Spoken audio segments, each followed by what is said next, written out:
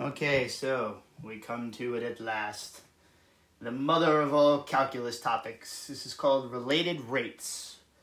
These are word problems where things are changing over time, and I am not going to lie to you. These are very complex and very difficult.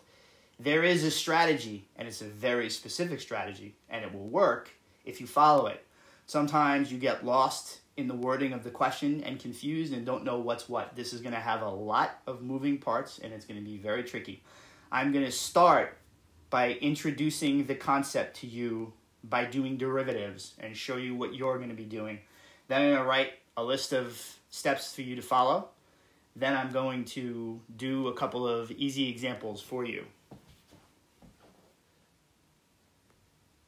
Okay, so if you remember from implicit differentiation, you were taking the derivative with respect to x of both sides, solving for dy dx. So when you took the derivative of something that didn't have a matching letter, the derivative of y third with respect to x was 3y squared dy dx from the chain rule, right? It's a product. Put the dot if you feel like it. Now, these problems you're going to be doing, you're going to have an equation that you take the derivative of with respect to t, time. So you're not going to do d dx, you're going to do d dt, the derivative with respect to t for time. So if you take the derivative with respect to t of y third, you get 3y squared dy dt. You are always going to have dt's, no matter what letter I give you. If it's x, it'll be dx dt. If it's v for volume, dv dt. If it's L for length, dl dt.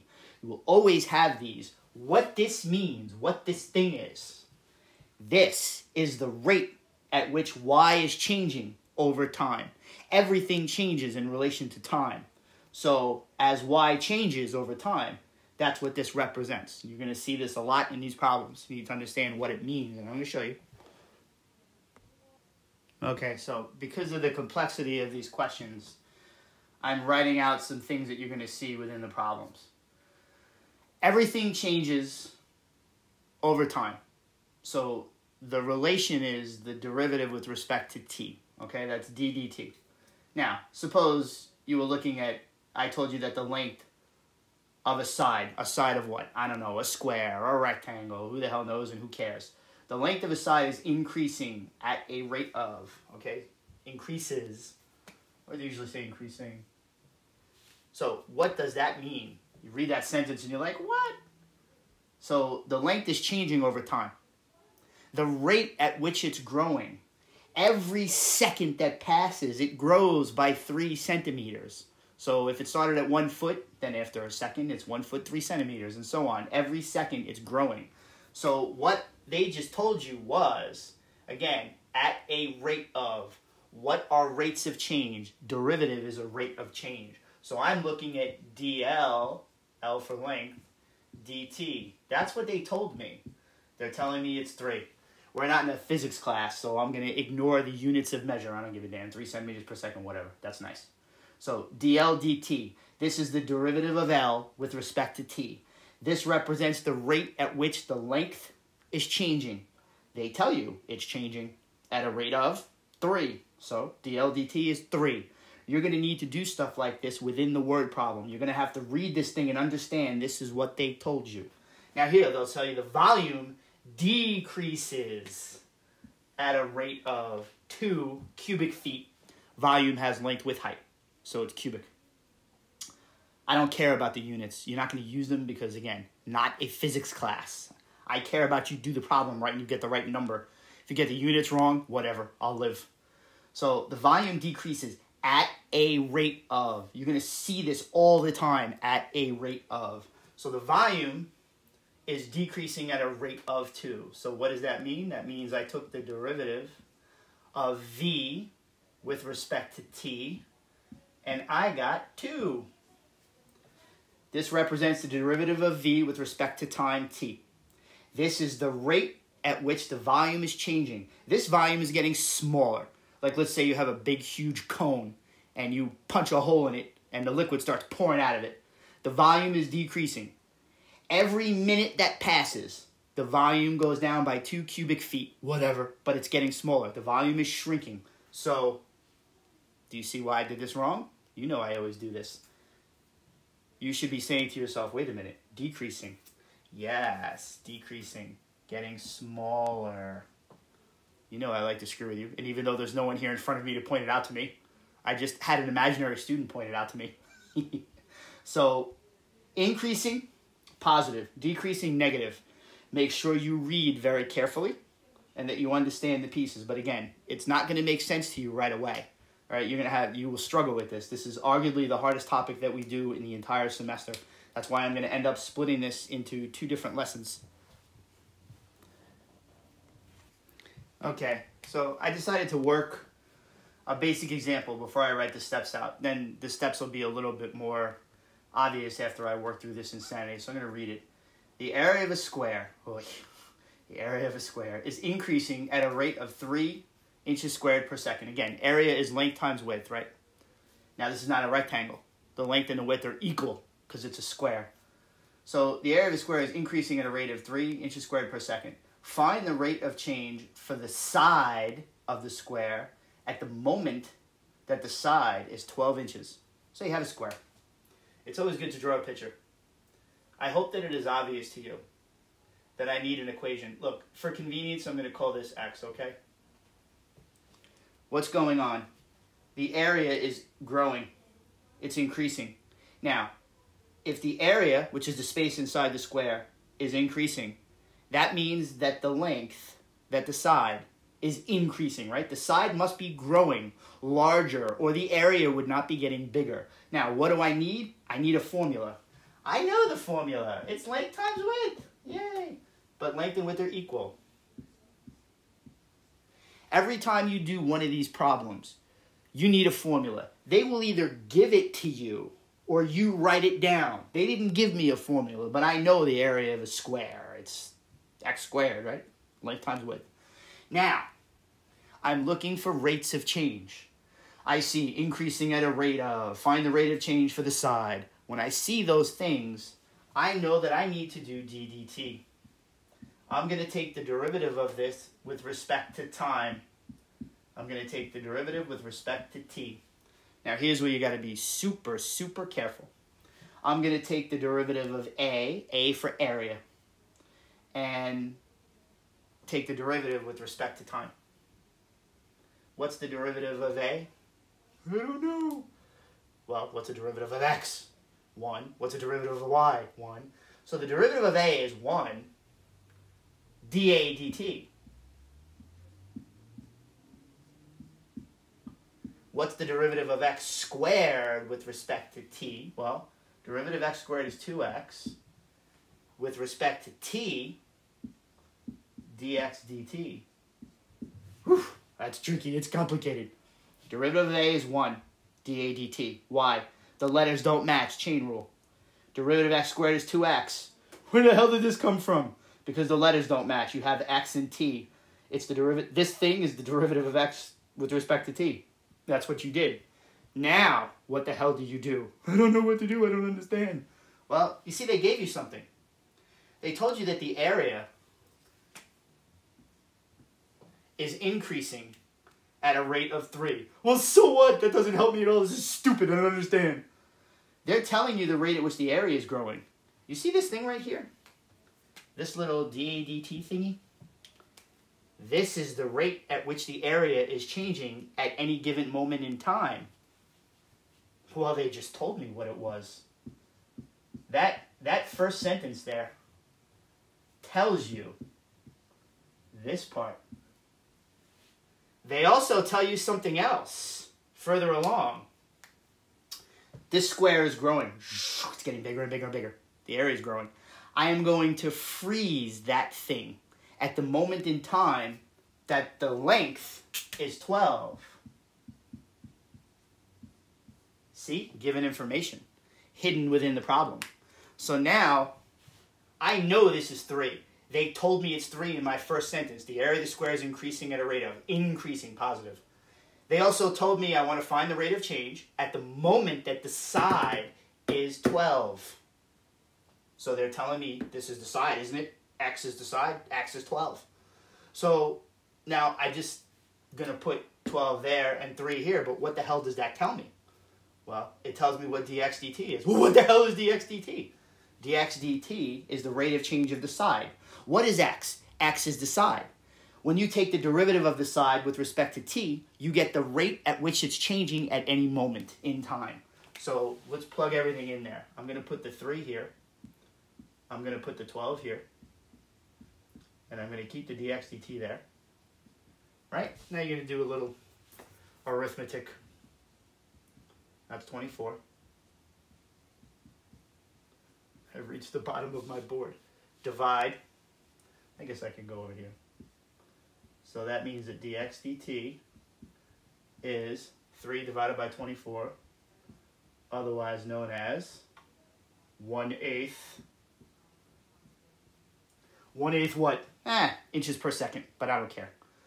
So dx dt represents the rate at which the length of the side is changing. The side is changing with respect to time. This square is getting bigger and bigger and bigger. I know that because the area is getting bigger. So the side must be getting bigger. So at the moment that the side reaches 12, this is the rate that the side is growing at. Now that could this is not fixed. It could grow faster, it could grow slower. This is always at any different moment in time. If I had chose x equal 3, I would have got a half. If I would have chose x equal 2, I would have got 3/4. You get different values depending on where you stop this thing as it's growing. I stopped it growing when x was 12. So take a look at everything I did. I made myself a little picture. I wrote an equation down. I took the derivative of that equation with respect to t. Why? Because this is changing over time. So you're always taking d dt. Take the derivative with respect to t. Now, I had to read the question and give myself this information. They gave me a bunch of information that I can plug into this. Now, if you want to do this step before you take the derivative, you can do that. I mean, it doesn't matter. You can take the derivative first and then figure out what they gave you and then put it all in and solve for what's missing. It doesn't matter, okay? So I'm going to write you a little outline to follow. You will always do the steps that I'm writing. You don't have to do them necessarily in the order that I'm going to write them, but you have to do these steps. These are not optional, right? But it'll give you a guideline that you always do this. These problems this was an easy one. This is the easiest that it gets, and you can see that this problem gets difficult and confusing and nasty, and it's very easy to get lost in it. So you have to really just follow the steps and be very careful when you do it. Okay, so this is the outline. You're going to read the question. Most of the time when you first read it, you're going to be like, what? This is ridiculous. Some of them are easy, but you're going to read it and you get lost in the words. It can be very confusing. If necessary, try to draw yourself a picture. Like my problem was involving a square. So what the hell? I drew a square and I labeled it. And then I started to piece it together. So if it helps, make a picture. You definitely need to write an equation down if you're not given one. The example I'm going to do after this will have an equation already. So the equation will be given to me. But nothing else will be. All right? So I won't need to draw a picture. Now, this step is super important. You have to read the question and identify everything you're being told.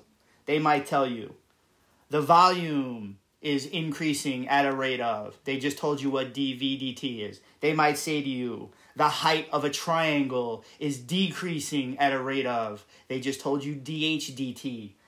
Whatever they're telling you, as soon as you see the words at a rate of, they're telling you something dt.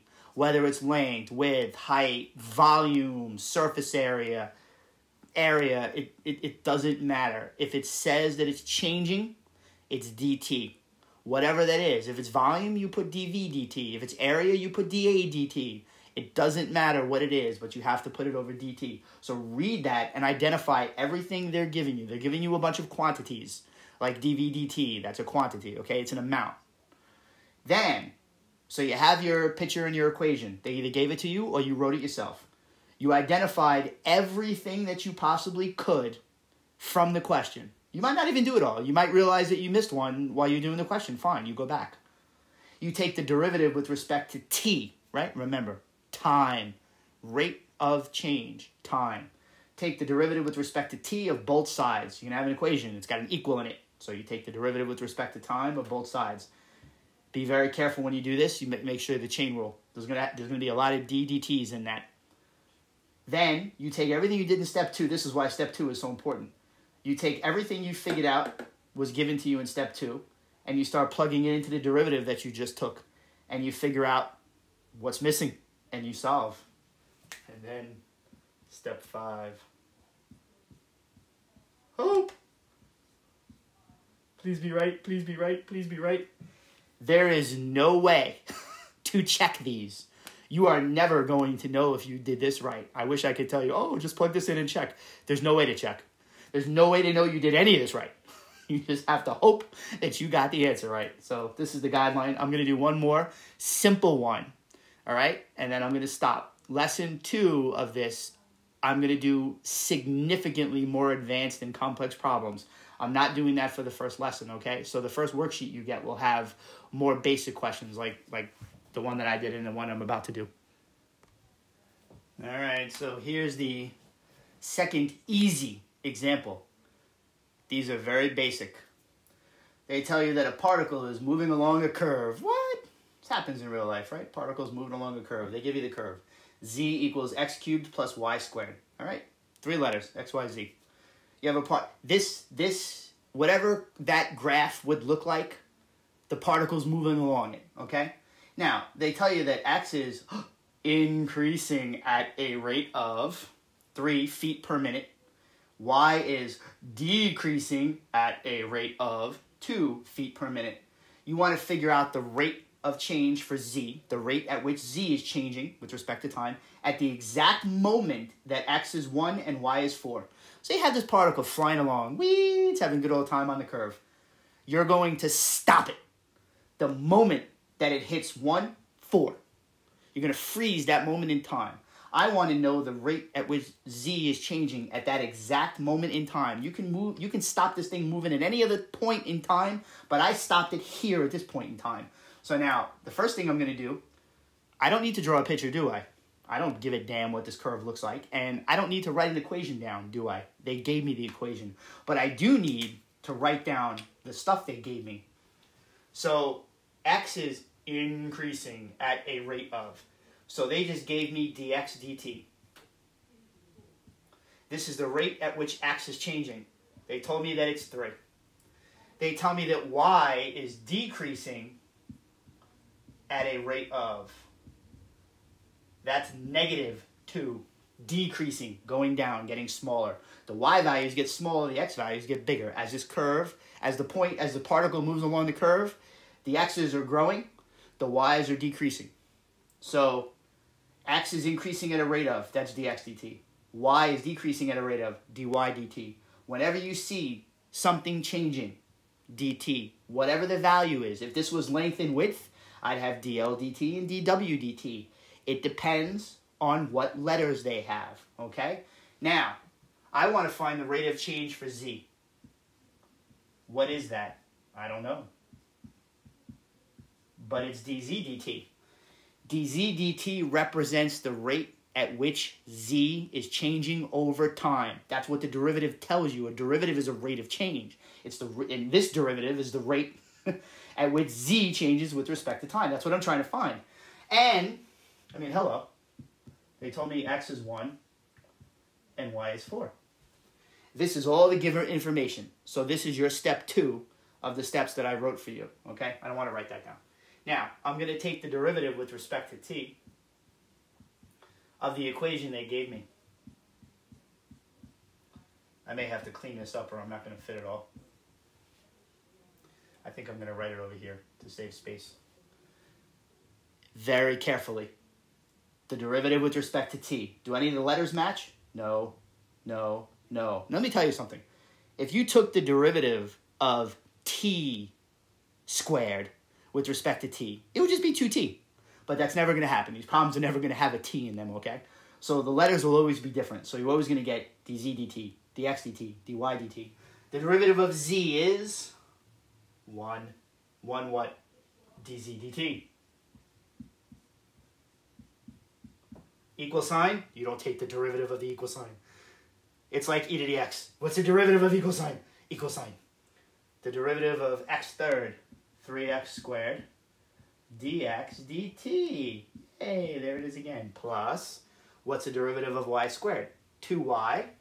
2y what? dy dt. Son of a gun. So remember, take the derivative of z with respect to t, dz dt. Derivative of x with respect to t, dx dt. Derivative of y with respect to t, dy dt. You get a lot of friggin' dt's in this problem, and you gotta replace them all. That was the whole point of me doing this. You see all this crap up here? Pacha! Gonna plug all that stuff in. I know x. I know dx dt. Nice. I know y. I know dy dt. I'm gonna put them all in there and figure out what dz dt is. Done. And then I'm gonna hope, because I can't check this. So let's see. X was 1. dx dt is 3, positive 3. Y is 4. dy dt is negative 2. Whew, I better be careful here. Let's see. 1 squared is 1 times 3 times 3. I'm pretty sure that's 9. Please be 9. It's 9. Plus, it's not going to be plus. 4 times 2 is 8 times negative 2. Now you know I don't like writing crap like that.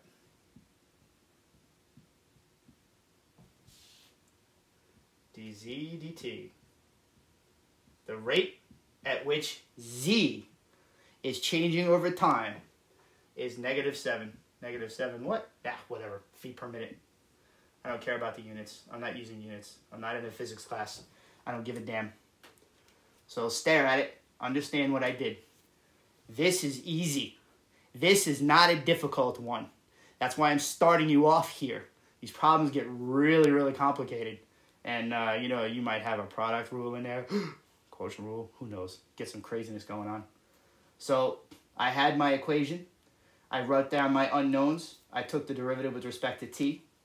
Plugged in everything I knew. And I figured out the rate. So z actually is growing. Is shrinking. It's getting smaller. The rate at which z changes with respect to time at that exact moment, is negative 7 feet per minute. Okay, so this was the second example. Use the steps in the examples I worked. You're going to try to do the problems on the sheet. Like I said, this sheet is going to be split into 2 parts. One is going to have more basic problems like this. The second is going to have much more advanced problems. If you remember me making a joke in class about the snowball melting, and you have to figure out the surface area of the snowball after 3 seconds, there's craziness with these problems. But I'm going to start you here. So all I can tell you is good luck. You will need it.